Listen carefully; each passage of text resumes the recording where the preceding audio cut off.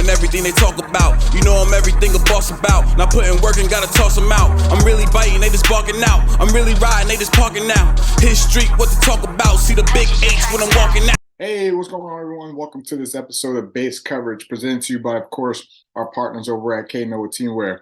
I'm your host, Jamal Clay. Today, our special guest is an interesting one. Like I said before, mentioned in the past, I don't like to just talk to coaches, players, owners. I like to get perspectives from all different views. So today, I am bringing in a voice of the game, the guy calling the game, Mr. James Poovey, to come in, chop it up on Base Coverage, get his perspective on last year ELF and heading into year 3 in the ELF, and talk about some of the matchups he's going to be calling this year. So we'll get into this interview right around the corner. Let's get a word from our partners over at Knoah Teamwear.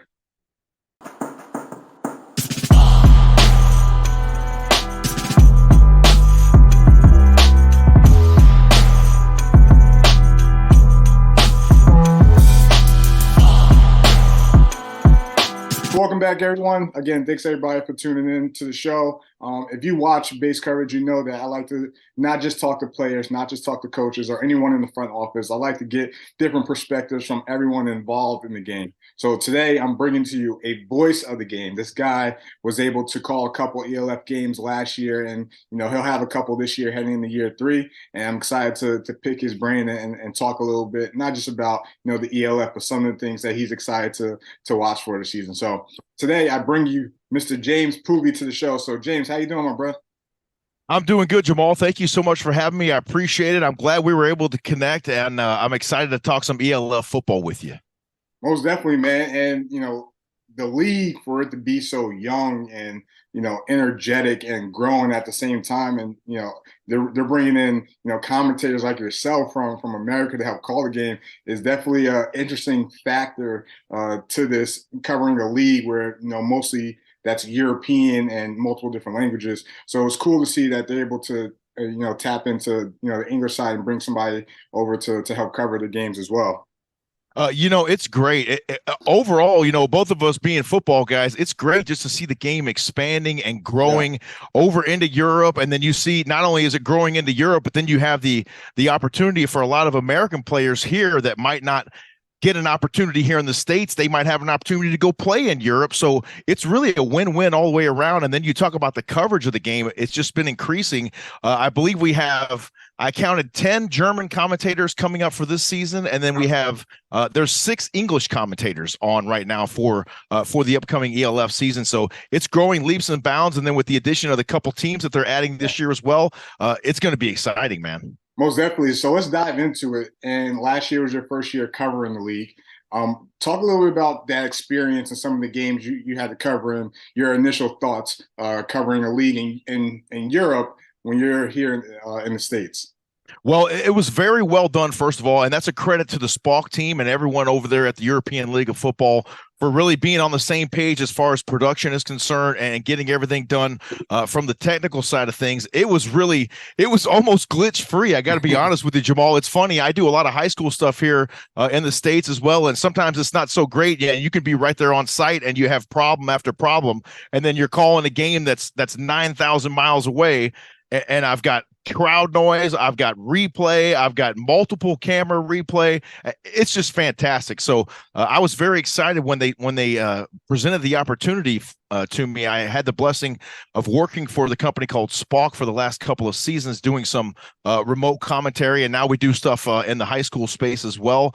And when they called and offered me the European Football League games, I was more than excited because back in the day this was called the World League, and we were watching here from the States, and a lot of great players came from that league, and this is really a reincarnation of the World League from back in the day.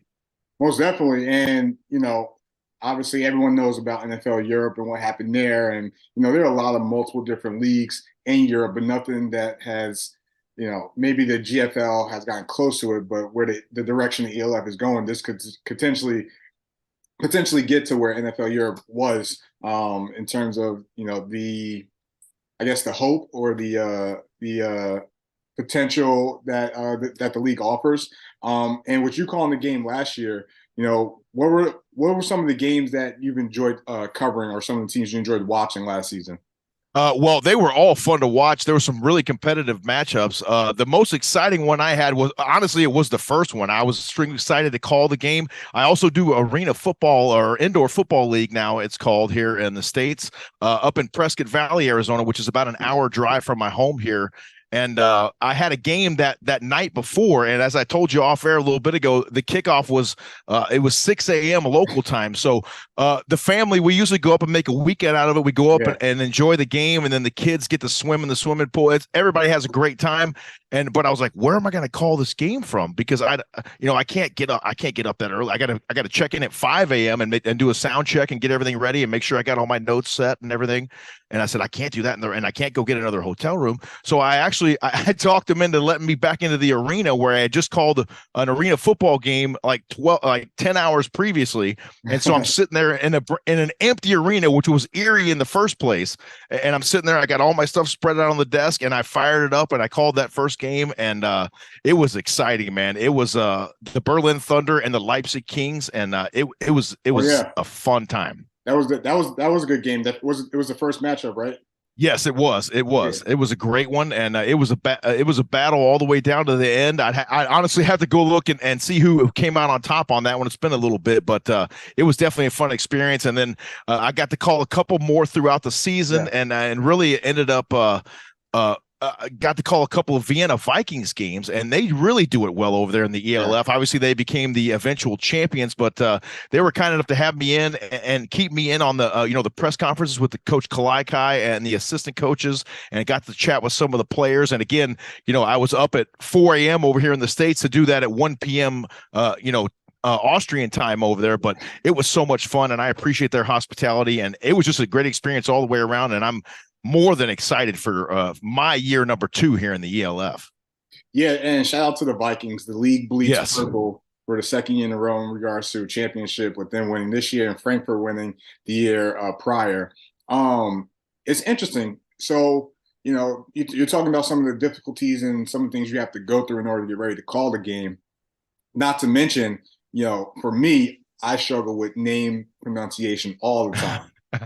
So what are some of the difficulties, outside just setting up for the game that may come across your way when calling a game that's, like you said, 9,000 miles away? Right. Well, it is challenging sometimes, but again, a credit to everyone over there in Europe for really giving me great information. I mean, they gave me everything from correct rosters down to pronunciation guides. I even had Miss Kiki Kleps from the Vienna Vikings would literally voice text me the pronunciations of the players and give me the real true pronunciation. And, that year of German I took back as a sophomore back in '92, I knew it would come in handy one day, and it finally has paid off. So definitely good stuff. It's definitely paying off now, especially with a league where 6 of the teams are primarily German, so to say. But that's a topic for another day. Let's talk a little about the league in general. Obviously, a league that developed during COVID, and the question surrounding even going into this was not what's going to happen, but when is it going to happen in terms of can the league withstand longevity. What are some of the things you might have saw, even just covering a game, that gives you hope that the league can maintain stability long term? Well, it's really the quality of play is the first thing that sticks out to me, Jamal. You see the athletes, the games are very competitive. Nobody wants to watch blowouts or let's just face it, right? Sports is meant to be competitive, and the competitiveness is the first thing that stood out to me, and the way that the games were put on. Obviously I'm looking at it from a remote perspective, but I do have multiple camera angles that I'm able to access here on the broadcast, and very thankful for that, by the way. And but you see the stands are full. You see everybody's having a good time.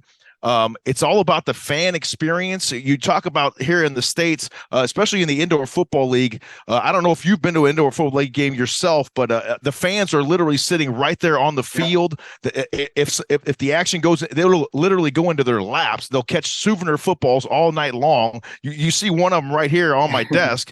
And but it's all about the fan experience, because that's why the fans come out. They want to enjoy the game. They try to make it a family type atmosphere. And I see a lot of those same things going on over there in Europe, where you want everyone to come out and have a good time, and that's all I'm seeing as far as I've seen from these ELF games. Yeah, and one of the most exciting and fun fan bases I personally like, and I'm on record saying, is the Barcelona fan base. They just got a new stadium. Oh, They're opening up prime time June 3rd against the Helvetic Guards, one of the newer teams in the league. And let's kind of transition into that now. Obviously, the league added a couple new teams as they continue to get to. I think their end total is 24 when it's all said and done. So we're at 17 now. Obviously, the Rams unfortunately dropped out this season. I don't think they'll be back, but we'll see. So let me ask you this: what are your thoughts on the new teams that have joined the league heading into year three? What are some who do you think may have the most success? Who do you think may struggle a little bit? well, I think as you see with most first time ball clubs, first season ball clubs, a lot of times they do struggle. They've got to get on the same page from an organizational standpoint. All the coaches have to be able to bond together. The team has to gel as a unit to be able to play well on the field together. And that's usually why most teams struggle that first year. I'll take it back to the indoor football league here for a second. The Northern Arizona Wranglers, the team I call up there in Prescott Valley, we won one game, Jamal, in that first season. One game, and then the next season we came back and won the national championship. So anything's possible, but in that first season, a lot of times teams struggle because there's a lot of components and a lot of things that go on behind the scenes in the organization of a football team that have to be run a certain way for it to be successful, and the fans don't usually get to see that. Most definitely. So looking at the off season in terms of what these teams have been able to do, again, it's a lot of teams that are building from the ground up, but you also have teams like, the Milan Seamen are staple in terms of just in Europe in general. What are some of the things you've liked in terms of the new teams, in terms of like what they've done this offseason? Well, I think Is there any one team in particular that sticks out? Well, I'm excited to see the Paris Musketeers. Obviously, they're debuting this season. They've got a lot of great acquisitions here in the offseason, and you can see that the emergence of European football all over from these newer teams you talk about, like the Milano Seamen, who have been around for a while, but now they're going to be new to the IF or to the excuse me, European League of Football. They've got some quality acquisitions, and the talent pool out there in Europe is really swelled up, and that is really due to the increased popularity of European football. And Paris, I'm excited to see. You talk about the Milano Seamen and the Helvetic Guards making their debut this season. A few other new teams, and they've really made some good acquisitions in the offseason, both offense, defense, and special teams. And as you well know, you got to have all thirds of the game to be successful. Yeah, and I think one thing that's important too is that you got to have depth, especially with a long season. And obviously, adding more teams is going to lighten the depth for a couple other organizations, for guys who are looking to get a new starter or a fresh start.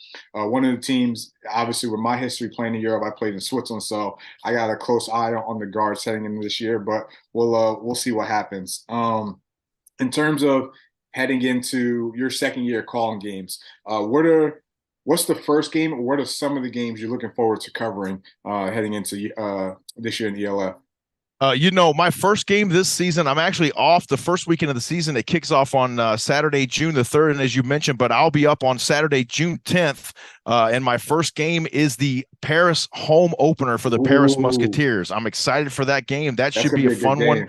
And then I've got one the next day, as I'll have the Vienna Vikings first game of their season, as they against the Berlin Thunder, as they try to run it back and defend their national championship. So it's going to be fun. I'm excited. We've got our schedule built out through June right now, and they're trying to shuffle up a little bit of that as well, trying to fill a couple holes. But I'm excited, and there's some really exciting matchups even in the first couple of weeks of the season. Listen. Your first week, you got two of the most prime time games. Obviously, we talk about Paris. It's their home opener. It's also the Stuttgart Surge's first game under a new regime.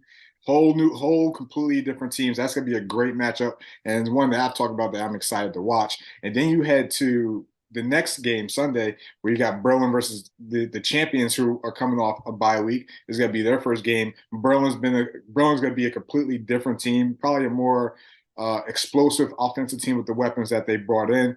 So I'm going to be hearing a lot of you the second week of June, because I'm definitely tapped into those two games. Well, they're going to be exciting. And, I'd like to ask you, what do you think from the Vienna Vikings perspective, having that first week as a bye? Do there's always that grand debate in football. Does Yeah. a bye hurt you or does a bye help you? Do you want to keep that motor running or do you have those guys dial back and get healthy and maybe take a couple days off mentally from football and kind of recharge those batteries? How do you think that's going to play into the Vienna Vikings first game of the season? Yeah, I mean, speaking from experience, I've never had a bye week one, but I always hated to buy early in the season. Usually, you want to buy midway point or, for me, closer, to towards the end. But I kind of think they got the short end of the stick. If I'm being honest, I think the Vikings should be playing week one. They should be one of the primetime games, whether it's that Saturday or Sunday. I think they deserve that opportunity. Obviously, being champs, maybe get them versus, maybe them versus Berlin week one or them versus a new team, just so you can see the champs and a new team playing. So I kind of think they got the short end of the stick. But with that being said, obviously scheduling and logistics are a little bit different in Europe, so I get it. Now, with that being said, I think it's interesting because last year when the Vikings and the Raiders joined the league, a lot of talk was, obviously about the Raiders. Not a lot of talk about Vienna. People didn't think that they were going to be or turn out to be what they were. It's a similar vibe heading into this year. Not a lot of talk about Vienna, and I personally think, this year's Vienna is going to be better than last year's Vienna. Yes, Now, I don't know if they repeat as champions, but I think, first of all, two of their top receivers were out all last year, and they're coming back. Right? They reloaded on defense, and they got a quarterback who played for Potsdam last year that is, I'm not going to say Jackson Ehrman was checked out, but obviously he retired. So he probably had the mindset that was going to be his last year. This guy that they bring in, Chris Highbig, hungry, more of a dual threat than Jackson was, can sling the ball. And they're going to have more of a running threat this year as well, too, with they brought in another running back from Potsdam to pair up with the Wegman brothers. So I think this year's Vienna team is going to be even more dangerous than last year's Vienna team. Now, whether that leads to a championship, I don't know, but I'm going to be tuned in week 2 when they play the Thunder. I mean, Jamal, we could sit here and talk for a couple of hours about the Vienna Vikings and their prowess, offense, defense, special teams, everything. And then they got a couple new coordinators as well there under Coach Kalaikai this season. So it's going to be exciting football there in Austria for sure. And, the old saying, once again, it's tough to win the championship. It's even tougher to defend that championship and win it again. So is there a team that maybe you see being a surprise? You talk about Vienna was kind of just under the radar for most of the season last year. Who's that team that might creep up out of the pile this year? Well, I think a lot of people like the Ryan Fire and what they've done and the depth that they added. So I wouldn't take them as a surprise team. I think they're going to be good this year. For me, I think two teams really catch my eye. I think the Raiders, which is going to make that rivalry versus Vienna interesting. I think what the Raiders have done with strengthening their offensive line, they already had a good receiving group, and they added someone like a Jarvis McClam, who's going to be a Deebo Samuel type of guy. Yes. So, and I think their defense is going to be pretty solid, depending on what Malik Jackson wants to do, who's the D coordinator. So I think they haven't announced who their American import is going to be. I think they go with the secondary. It makes sense for me. Their D-line is solid. And then they got Vincent Mueller and Jalen Embry, who played at Frankfurt last year. So I think they either get a safety or another corner and solidify that defense. So I like what the Raiders have done. I also like Frankfurt. I think a lot of people, the thing with Frankfurt last year is that Jacob was hurt most of the season, and he didn't really have a true number one because Reese Horn came halfway through the year. But that defense is solid. That defense is solid. So if you're asking me the two teams that I like that could be under the radar, I like Frankfurt and I like the Raiders so far in terms of what they've done this offseason. All right. I'm just so excited to get things started. It's hard to believe that it's just about 6 weeks away. I mean, it's coming quick. Yeah, it's gonna be around. It's gonna be right around the corner. Obviously, guys are starting to report, and then next month, American imports can start practicing with the teams. So it's gonna be interesting to see. I think one team I forgot to mention that is catching a lot of people's eye just because of the staff that came in is Stuttgart too. Yes. With a new regime. But we'll see. But I like what Frankfurt and the Raiders, what they've done so far this season. As you head into year 3, what are some things you are looking forward to before we wrap this thing up? I'm just looking forward to seeing the league continue to grow. You talk about them trying to max out maybe at that 24 number. They're sitting at 17 for this season. Yeah. So that would mean adding another 7 teams. And, there's a lot of room for expansion, obviously, in the European League of Football. And it just seems to be getting more and more popular. I mean, I've been watching the championship game. It's just about sold out from what I've seen, and the season hasn't even started yet. So it's exciting. The coverage seems to be expanding as well. Obviously, they're adding multi-language coverage to the league so that fans from all over the world can watch their favorite teams and cheer them on from wherever they're at. And if that's not the sign of a growing league, I don't know what is. Yeah, no, I'm right there with you. And one thing that I'm going to be exciting to see is, the preseason opening press conference. Last year, no one had any idea they were going to bring in, Milan, the Enthroners, and the guards. So I'm curious to see. I'm going to be curious to see if they're going to announce new teams. That opening press conference. That's going to probably blow up social media, but we'll see what happens. All right. And when can you tell me a little bit about, as far as, especially with your experience, how does their training camps work? I was here in the indoor football league. These guys get about 8 days to know each other, and then it's game 1 and go time. So I'm just curious, how much prep time do they get over there? So teams are allowed to do mini camp and OTAs this month. A couple teams already are 4-5 practices deep in terms of like a weekend practice when they do their mini camps. Dual imports are allowed to practice. So when I say dual imports, I'm talking about guys that have been signed from other countries within Europe. So for example, like the Vikings, they signed a DN from the UK. He's allowed to practice with the team right now. The American imports aren't allowed to practice until May. I know a lot of them are reporting or joining their teams later this month, but we won't be able to see those guys practice till May, and then we kick off first week in June, man. So it's gonna come quick. It is on June, first weekend of June. Clear out those calendars because we got some exciting games. I think there's I don't know how many. I have to look at the schedule again, but it is on. That first weekend is packed. Yeah, and we'll post it here on the screen in terms of the games to look forward to and stuff like that. But hey, this has been cool, man. I appreciate you coming on, James. This definitely won't be the last time we talk, have some conversation.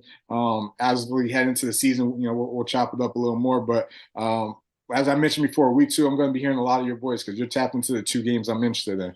Excellent, man. I appreciate you having me, Jabal. It's been nothing but a good time here with you, and I'm excited to do it again sometime. Reach out and don't be a stranger, and we'll talk again soon. Most definitely, brother. Take care. Thank you, pal. Take care.